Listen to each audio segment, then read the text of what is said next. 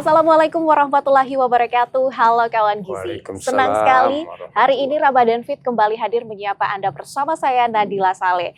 Kawan Gizi, di bulan penuh berkah ini, di bulan Ramadan ini kami akan berbagi obrolan-obrolan yang informatif dan juga inspiratif, khususnya seputar bagaimana Ramadan bukan hanya soal ibadah tetapi juga menjadi momentum bagi kita semua untuk meningkatkan produktivitas kita dan juga kesehatan ekonomi. Dan seperti biasa, saya tidak sendiri hari ini karena saya sudah ditemani dengan narasumber kami, ada Pak Syafruddin Anhar, SEMM selaku pakar ekonomi syariah. Halo Bapak, Assalamualaikum. Waalaikumsalam warahmatullahi wabarakatuh, Mbak Nendia. Waalaikumsalam. Kita akan berbagi obrolan menarik dengan topik yaitu tentang puasa sebagai momentum produktivitas ekonomi Ramadan, dan kita sudah bersama dengan Pak Syafruddin. Pak Syafruddin, tentu di bulan suci Ramadan ini terkadang kita merasa lemas dan membuat produktivitas kita menurun. Ini gimana nih? Kami ingin tahu pandangan Bapak bagaimana puasa ini dapat membentuk disiplin dan etos kerja yang berdampak pada produktivitas, bukan hanya produktivitas kita sehari-hari saja tetapi juga produktivitas ekonomi. Ya, terima kasih Mbak Nadia, Mbak Nadila ya. Nadila. Nah, jadi sebenarnya kalau kita bicara mengenai etos kerja, apalagi produktivitas dalam bidang ekonomi dikaitkan dengan Ramadan, itu harus kita melihat perintah Ramadan itu atau perintah puasa dalam ajaran kita. Iya, ya. Bahwa perintah puasa dalam ajaran agama Islam itu kan pada dasarnya untuk mencapai ketakwaan. Tinggal lagi apa itu takwa. Nah, di takwa itulah sesungguhnya di beberapa ayat Al-Quran itu dijelaskan tentang etos, tentang ekonomi. Jadi tadi Mbak Nadila sudah katakan sebenarnya ketika kita bicara mengenai ibadah dalam ajaran Islam itu bukan hanya ibadah mahdo, tapi ada ibadah muamalah. Itu seperti apa tuh? Nah, ibadah muamalah itu adalah ibadah yang berkaitan dengan bagaimana meningkatkan kesejahteraan duniawi. Kalau ibadah mahdo meningkatkan kesejahteraan ukhrawinya. Untuk akhirat. Akhirat. Tapi, nah karena takwa, nah bagaimana menyeimbangkan itu antara ibadah mahdo dengan ibadah duniawianya, muamalahnya, kesejahteraan, ekonomi, etos kerja, itu. Nah, jadi harus diseimbangkan. Jangan sampai ibadah Ramadan ini hanya berpikir untuk akhirat saja. Padahal ibadah dalam arti perintah puasa itu menuju ketakwaan. Ketakwaan itu harus ada keseimbangan antara akhirat dan dunia. Iya. Gitu. Tapi Bapak, di bulan suci Ramadan ini kan kita manusia beraktivitas tidak seperti biasanya. Kita harus menahan lapar, menahan haus, menahan godaan dan lain sebagainya. Apa saja sih Pak tantangan-tantangan dalam produktivitas kerja selama Ramadan, dan bagaimana nih cara kita dan juga kawan gizi di luar sana untuk mengatasinya, Pak? Nah, kalau bicara tantangan, ya itu yang pertama, bahwa kan tantangan itu kan sesuatu yang mungkin bagi kita menjadi masalah atau kendala kan. Nah, maka pertama tantangan yang kita hadapi itu pasti soal bagaimana perubahan pola. Pola apa? Pola tidur. Pola tidur dan kelelahan. Itu kan tantangan karena tadi lemas, rasa lelah, yang berbeda dari hari-hari sebelumnya. Pasti ada penurunan energi karena makannya hanya sahur, itu pun mungkin mohon maaf. Nah, ini makan sahur juga ada perintah Rasul itu, hadis itu, jangan di awal waktu. Justru di akhir-akhir mau apa istilahnya? Mau subuh. Mau azan. Atau orang kalau tradisi kita mau imsak. Gitu. Jangan di awal-awal ini baru jam 1 udah sahur, baru jam 2 udah sahur. Itu. Itu menjaga itu supaya di akhir waktu itu ya tadi tidak terlalu lama ininya kelaparannya gitu lah ya. Oke, Atau segala lemasnya, tantangan yang kita iya. rasakan selama bulan suci Ramadan ini tergantung bagaimana kesiapan kita ya. Kesiapan. Ketika kita makan Iya. saat sahur dan lain sebagainya. Jadi pola ya tadi ya. Pola tidur dan pola makan. Ada strategi yang Iya, harus kita iya. siapkan. Oke, Sehingga kita penurunan energinya tidak terlalu drastis. Oke. Gitu. Karena Bapak berbicara tentang ini juga dalam kehidupan kita saat bulan suci Ramadan ini kan jadi semakin kompleks ya. Kita berpuasa tapi kita juga untuk beraktivitas sehari-hari kita membutuhkan ekonomi yang baik. Kita harus bekerja gitu Bapak. Tetap Bagaimana aktivitas kerja. Betul. Bagaimana caranya kita yang berpuasa ini menjaga keseimbangan diri kita antara beribadah, pekerjaan kita dan juga aktivitas ekonomi kita sehari-hari, begitu Pak? Ya tadi ibadah kita harus ada keseimbangan. Biasanya kan orang bilang dalam bulan puasa itu tidur aja emang ibadah. Iya. Ya kan? Tapi kan tidur ibadah itu tidak produktif. Betul. Tapi bekerja itu ibadah. Nah, derajatnya ibadah tidur dengan ibadah bekerja itu lebih baik mana? Ini yang harus menjadi pilihan, tolak ukurnya. Justru ibadah bekerja lebih tinggi derajatnya ketimbang ibadah tidur dalam bulan puasa. Jadi tidur aja ibadah kok dalam puasa. Dia lupa bahwa derajat tidur itu ya lebih rendah daripada derajat bekerja. Jadi semangat bekerja itu harus tetap ada. Ini bisa jadi pengingat juga buat kawan gizi yang ada di rumah beribadah. Kita tidur ketika bulan puasa memang merupakan suatu ibadah, tapi alangkah baiknya kita juga beraktivitas karena itu menjadi kewajiban kita. Umpamakan dia sebagai orang tua mencari nafkah untuk anak-anaknya, dia sebagai pekerja yang masih bujangan umpamakan, dia punya tanggung jawab terhadap ikatan dengan organisasi perusahaannya. Iya, betul. Itu lebih utama daripada tidur. Gitu. Oke, kita kembali lagi ke pembahasan kita tentang produktivitas ekonomi. Di bulan suci Ramadan ini Bapak, apa saja sih peluang-peluang ekonomi yang biasanya bisa meningkat selama bulan Ramadan ini, Pak? UMKM deh gitu ya. Betul. Biasanya itu kan sektor yang paling unggul itu dalam bulan puasa itu kuliner. Betul, makanan ya. Siapa yang nggak butuh makanan ya? Nanti di ujungnya, di tengahnya juga pakaian udah mulai. Di ujungnya ya apalagi fashion lah itu ya. Itu dua sektor UMKM yang sangat menonjol dalam aktivitas bulan puasa. Ya umpamakan ya, kita bisa lihat biasanya di pasar itu dagang itu kalau mau menjelang maghrib kan udah pada tutup. Iya. Tapi di pasar selama bulan Ramadan siang buka, menjelang maghrib buka juga. Kalau biasanya hari-hari biasa hanya siang, pagi sampai siang. Menjelang maghrib udah nggak ada yang dagang. Iya, karena kebutuhan warga untuk berburu takjil misalnya itu kan selalu ada di bulan suci kuliner itu di pasar-pasar, bahkan di kampung-kampung rumah kita itu, di gang-gang rumah kita pasti banyak orang yang punya semangat entrepreneur, semangat wirausaha. Betul. Itu yang harus dijaga sesungguhnya. Tapi aktivitas itu jangan selesai bulan puasa, selesai juga. Sehingga tadi itu ekonominya nggak meningkat. Ada komitmen ya. Harusnya tetap komitmen. Karena apa? Mohon maaf, orang apalagi generasi gadget ini, pada nggak bisa masak kan?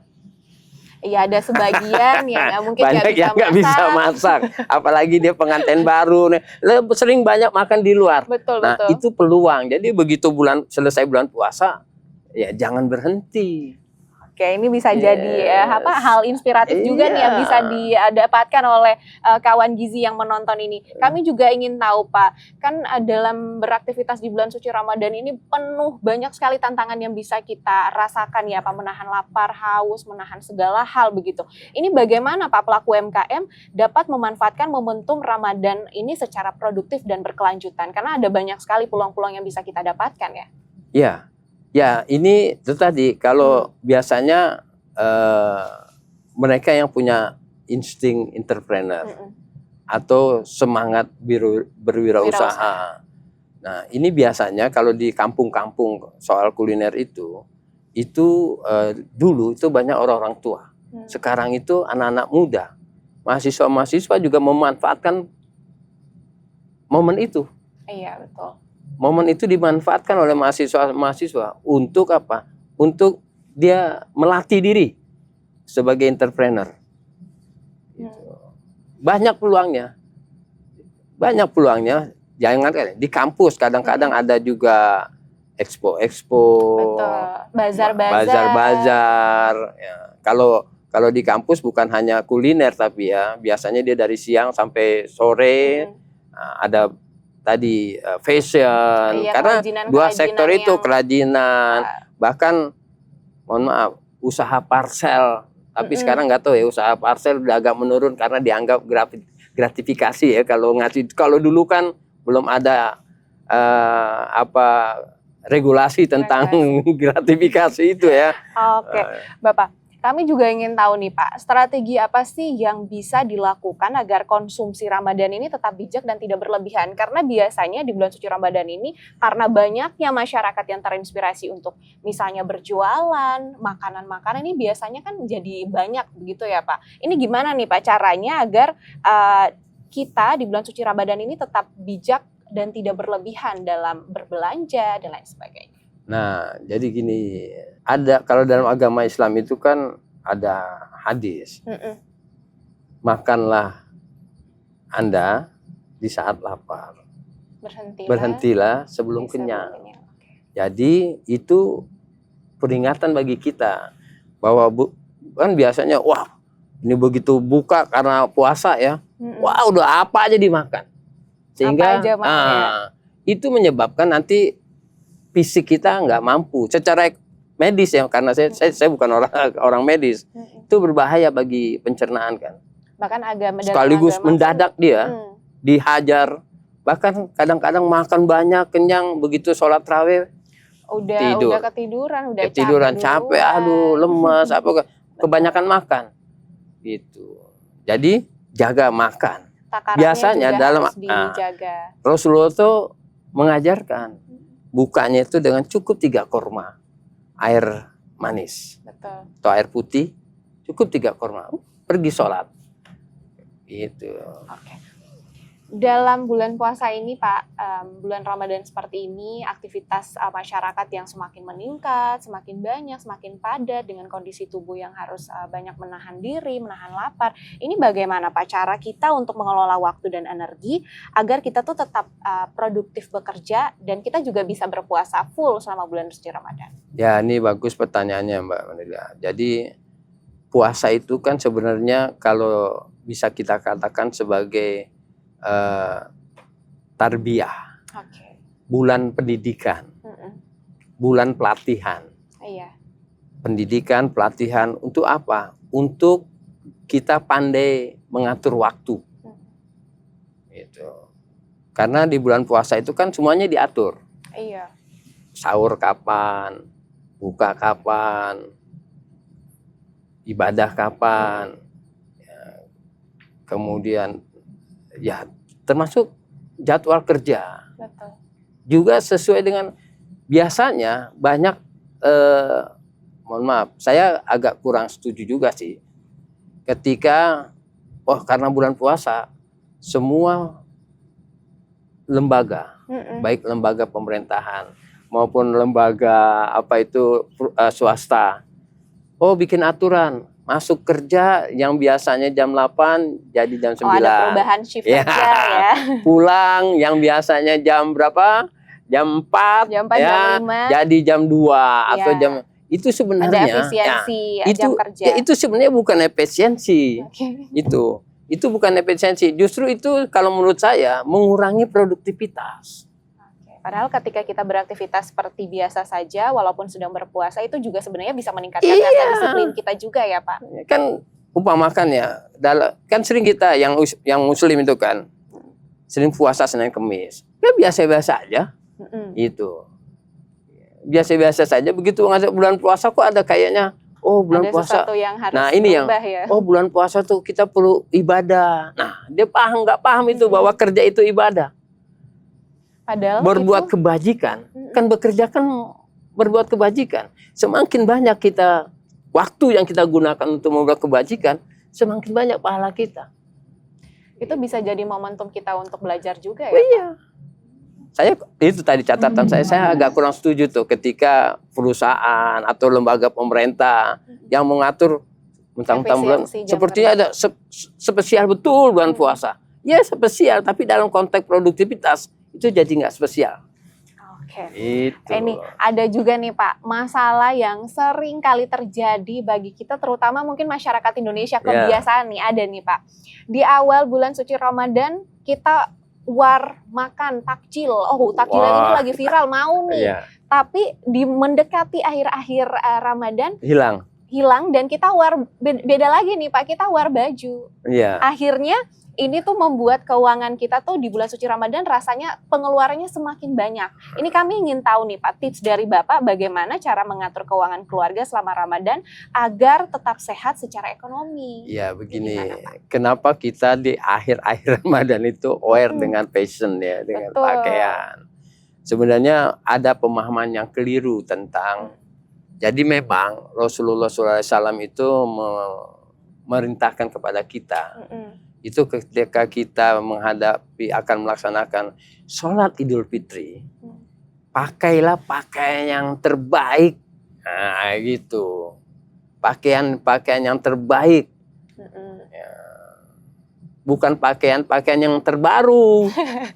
Kan ada tren fashion, ada jadi yang mau itu ikut sebenarnya fashion, ada gitu unsur ya, tradisi ya, yang tapi ya memang dampaknya ya bagus juga terhadap aktivitas ekonomi, terutama mereka-mereka yang bergerak di bidang fashion dan garment gitu ya. Tapi enggak itu, jadi fokusnya itu adalah ya beribadah. Cuman itu tadi, jangan menjadi satu hal yang wajib. Beli pakaian baru itu di ujung Ramadan itu hal yang wajib. Yang wajib itu tetap kita puasa. Gitu. Oke. Selain itu juga nih Pak, kalau di bulan suci Ramadan ini kan ada banyak orang yang tadinya kerja cuma jadi karyawan, tiba-tiba jadi entrepreneur karena dia berjualan dan lain sebagainya. Ini di bulan suci Ramadan nih Pak. Ini gimana Pak caranya agar produktivitas ekonomi selama bulan Ramadan ini tetap dijalankan pasca Ramadan? Jadi apa yang dia lakukan bisa berkelanjutan nih Pak. Nah itu menjadi penting tuh tadi.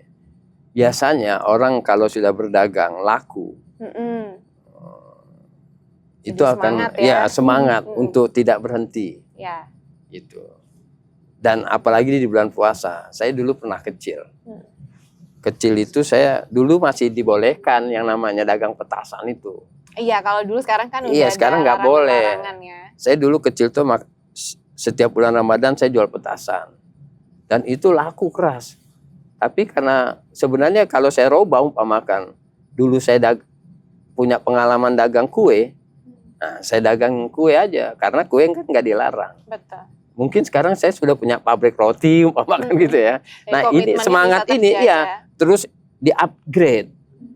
Nah di-upgrade itu kan perlu kehadiran negara, kehadiran pemerintah untuk mengatur tentang bagaimana memelihara, bagaimana meningkatkan kemampuan tadi tuh pemula-pemula, entrepreneur pemula yang dari hal kecil-kecil. Dan jangan putus setelah Ramadan itu tiap pagi masih bisa orang mencari sarapan, iya, benar. masih bisa orang mencari panganan pasar. Misalnya kalau misalnya kuenya kuenya dan enak, ada orang iya, yang jadi langganan, itu kan sebenarnya setelah Ramadan pun bisa dicari ya, bisa untuk dicari. acara-acara tertentu begitu ya Pak. Bisa dicari itu. Oke. Jadi hari-hari itu masih bisa, orang kan perlu makan. Betul. Makanan siapa yang nggak butuh? Apalagi gitu ya? Setelah Ramadan, kalau bicara Jakarta, penduduk Jakarta pasti bertambah. Iya, betul sekali. Oke, Gitu. Bapak, kita tuh juga ingin bertanya, membahas tentang dimensi sosial, gizi, dan juga keadilan ekonomi di bulan suci Ramadan ini. Kami ingin tahu, Pak, bagaimana Ramadan ini bisa menjadi momentum penguatan solidaritas sosial dan pengurangan kesenjangan ekonomi di masyarakat. Nah, ciri bertakwa itu salah satunya adalah menginfakkan. Oke. Jadi biasanya kan rame orang bayar zakat itu pasti di ujung-ujung bulan Ramadan. Betul, betul. Ya, padahal bayar zakat itu nggak harus di ujung bulan Ramadan. Setiap bulan juga kita boleh bayar zakat. Oh. Itu. Tapi kan karena tradisi pemahamannya kebiasaan 1 tahun, terus baru akhir bulan Ramadan bayar zakat. Iya, kalau yang zakat fitrah, iya. Tapi kalau zakat mal, zakat harta, enggak harus di ujung bulan Ramadan, gitu loh. Setiap bulan juga kita. Nah, ini meningkatkan solidaritas sosial. Karena itu tadi, puasa itu jangan hanya sekedar puasa, menahan lapar dan haus. Tapi untuk menjadi takwa, salah satu orang untuk menjadi takwa adalah berinfak. Iya. Baik dalam keadaan sempit maupun lapang. Fisoro iwadoro. Jangan berhenti pada. Jadi kalau dalam surat Ali Imran itu ciri-ciri orang bertakwa kan 3. Itu ya, menginfakkan, kemudian menahan amarah, 3 memaafkan orang lain. Makanya tradisi kita kan setiap bulan puasa tuh halal bihalal. Iya, saling maaf-maafkan. Yang sebelumnya lagi marah-marahan, maaf-maafan nih bulan Ramadan. Iya. Nah, biasanya kan setelah bulan Ramadan selesainya di sini saja, padahal di sini nih yang ada. Itu tadi kepedulian sosial menjadi tinggi kita. Kan memelihara ketakwaan kita. Betul. Gitu. Oke, kita sering minta maaf, kita menahan amarah, tapi kita jarang berinfak, jarang bersedekah. Padahal kita punya berkelebihan, gitu. Dan komitmen itu juga harus kita jaga pasca Ramadan juga ya Pak. Iya. Dalam kehidupan sehari-hari pasca Ramadan. Ini bukan sesuatu yang ini budaya yang dilakukan di bulan Ramadan aja. Sebenarnya bisa kita lakukan dalam Jadi kebiasaan yang dilakukan di bulan Ramadan, nggak pernah marah, nggak pernah ngomel, nggak ngomongin orang, ya harus terinternalisasi setelah pasca Ramadan. Karena sejatinya di bulan suci Ramadan ini adalah waktu terbaik kita untuk belajar. Iya, untuk gitu belajar ya, karena memang Ramadan itu bulan tarbiyah, yaumil tarbiyah. Itu. Oke, pertanyaan selanjutnya nih Pak, kita juga ingin tahu apa sih Pak keterkaitan antara pola konsumsi, kecukupan gizi dan juga daya kerja masyarakat selama menjalani puasa Ramadan ini? Nah, memang ini kan ranahnya dokter nih ya, terutama ahli gizi ya. Mungkin dalam ruang lingkup agama begitu Pak? Ya, dalam ruang lingkup agama soal gizi itu hanya 2. Halal dan thayyib. Nah, jadi makanan yang halal itu membuat kita berkah. Makanan yang thayyib membuat kita sehat. Itu gizinya pola makan Islam itu hanya halalan thayyiban. Ada makanan yang thayyib tapi nggak halal, nggak berkah. Itu juga harus dijaga ya, jadi pengingat juga. Ada makanan yang halal tapi nggak thayyib, sakit kita. Gitu. Nah, jadi 2 itu gizinya dalam pandangan Islam untuk makanan itu halalan thayyiban. Ya mungkin yang tadi yang thayyib, yang baik pemakan. Kalau buah makanan yang berserat. Kalau kita sudah umur sekian, makanannya yang berserat. Kalau masih anak-anak, makanannya yang lebih banyak protein, begitu. Itu ini maksudnya baik gitu loh. Ini gimana Pak cara kita untuk mengedukasi masyarakat untuk bisa mengonsumsi makanan-makanan yang halal dan juga thayyib selama bulan Ramadan ini, Pak? Ya literasinya emang perlu. Ini kewajiban ya mungkin pemerintah. Dan juga jangan lupa, ini sebenarnya kewajiban para industrial bidang pangan. Itu. Kadang-kadang kan ya mohon maaf, dia hanya mengandalkan penjualannya gimana melalui televisi, melalui promosi, iklan segala macam, tapi dia tidak berpikir apakah ini thayyib atau tidak, berkualitas untuk masyarakat atau tidak. Nah ini pentingnya itu tadi adanya campur tangan pemerintah dan juga kepedulian kepedulian industri terhadap kesehatan kualitas pangan. Harus ada pengawasan dan juga kontrol. Pengawasannya pemerintah. Itu. Oke, ini berbicara tentang hal ini juga Pak. Peran apa nih Pak yang dapat dilakukan pemerintah, komunitas dan juga dunia usaha dalam menjaga keterjangkauan pangan dan stabilitas harga selama Ramadan? Karena biasanya kalau bulan suci Ramadan tuh tiba-tiba dengar mama di rumah udah bilang, aduh pasar cabai udah mahal, tomat udah mahal dan lain-lain. Ini gimana nih Pak? Ya ini kan berlaku hukum ekonomi ya, supply and demand. Betul. Ketika kebutuhan permintaan banyak, ya, supply berkurang, pasti harga akan naik. Gitu. Jadi kan dalam puasa ini kebutuhannya banyak nih, permintaan banyak. Sementara supply-nya petani umpamakan cabai sedikit, apalagi karena musim hujan. Itu. Nah, oleh karena itu tadi itu bijaklah dalam masyarakat ya, bijaklah dalam penggunaan bahan makanan. Itu. Kan bahan makanan umpamakan. Ya, biasanya anak-anak muda buka puasa langsung cabenya apalah istilahnya, makan gorengan cabenya grab 10 makan level 5 ya itu jangan sampai seperti itu akan menyebabkan. Jadi untuk ketersediaan pangan ini pakailah strateginya Nabi Yusuf. Kan kita tahu nih bulan puasa kan tiap tahun ada dan kondisi itu terjadi. Maka untuk menyeimbangkan tadi harga, menstabilkan harga, menyeimbangkan antara supply and demand, harusnya pakai strategi Nabi Yusuf. Strateginya gimana Pak? Strategi Nabi Yusuf itu dia prediksi bahwa katakanlah bulan yang akan datang atau tahun yang akan datang itu akan terjadi kekeringan yang panjang. Maka saat itu Nabi Yusuf meminta kepada raja untuk menyiapkan bahan makanan yang kuantitasnya untuk 1 tahun ke depan itu.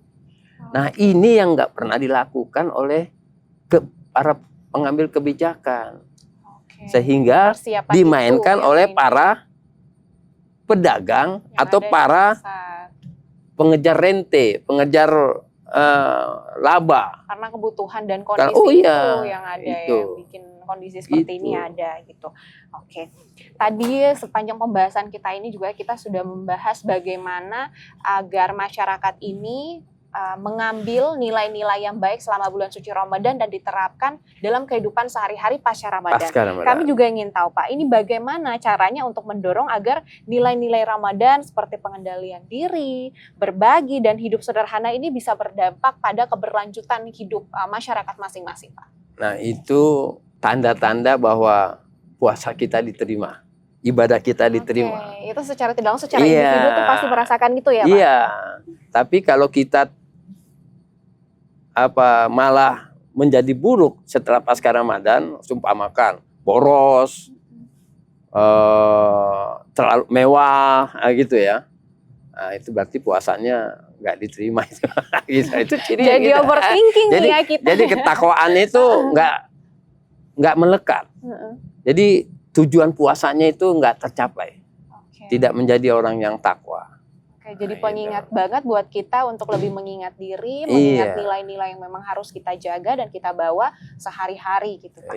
Kita juga ingin tahu, apa nih Pak indikator sederhana yang bisa digunakan oleh masyarakat dan kita sendiri untuk menilai apakah selama bulan Ramadan ini kita sudah cukup produktif dan sehat selama Ramadan, indikatornya seperti apa? Indikator kita sehat, pasca Ramadan, kita tetap produktif, ya bersyukur. Rasa syukur ya. Ya, kalau kita makin banyak bersyukur, itu tandanya kita telah menerima kecukupan itu. Telah menerima terpenuhinya semua kebutuhan kita. Kan kalau orang yang nggak ada orang yang kebutuhan itu berkurang, kan bukannya bersyukur malah mengeluh terus kan. Mengeluh, betul. Keluhan itu selalu jadi keluar rasa syukur dari kita. mulut manusia. Sering-sering nggak kita bersyukur. Bagaimana cara kita bersyukur? Ya, tinggal itu saja. Yang bisa menilai itu ya diri kita sendiri. Ya. Kembali pada diri kita sendiri. Cukupkah? Gitu. Gitu. Pasca Ramadan. Oke. Bapak, menarik sekali perbincangan kita hari ini, tak terasa juga sudah kurang lebih kita ngobrol 30 menit ya Pak. Dan dari diskusi ini Bapak kita bisa belajar bahwa Ramadan ini bukan alasan, bukan menjadi alasan kita untuk melambat, untuk tidak produktif. Tetapi juga bisa menjadi momentum bagi kita semua untuk membangun disiplin, produktivitas dan juga ekonomi yang lebih sehat. Bagaimana kita menjaga kestabilan ekonomi gitu. Bukan hanya di bulan Ramadan saja, tapi pasca Ramadan juga. Pasti ahli-ahli ekonomi ini harus berpikir setiap Ramadan pasti harga-harga naik, meningkat. Nah, udah pasca Ramadan nggak turun itu harga. Kan harusnya dipikirkan itu. Apa sih kebutuhan? Itu ahli-ahli ekonomi kan, apalagi pemerintah sangat paham itu. Datanya dia punya apa segala macam. Gitu. Pakailah strategi Nabi Yusuf. Betul sekali, strategi Nabi Yusuf. Terima kasih Pak Syafruddin Anhar, pakar ekonomi syariah, atas insight dan juga informasi yang sudah sangat bermanfaat yang dibagikan kepada saya dan juga kawan gizi yang menyimak podcast Ramadan ini. Dan kami juga ingin berterima kasih kepada seluruh kawan gizi yang hari ini telah menyaksikan podcast yang sangat bermanfaat untuk kita semua. Akhir kata, saya Nadila Saleh pamit undur diri. Terima kasih. Wassalamualaikum warahmatullahi wabarakatuh. Waalaikumsalam warahmatullahi wabarakatuh.